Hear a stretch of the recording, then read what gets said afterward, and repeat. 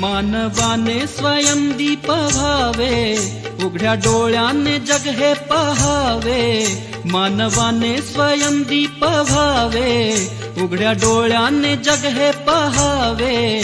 ह्या सुबुद्धीने सत्य जाणावे, ह्या सुबुद्धीने सत्य जाणावे.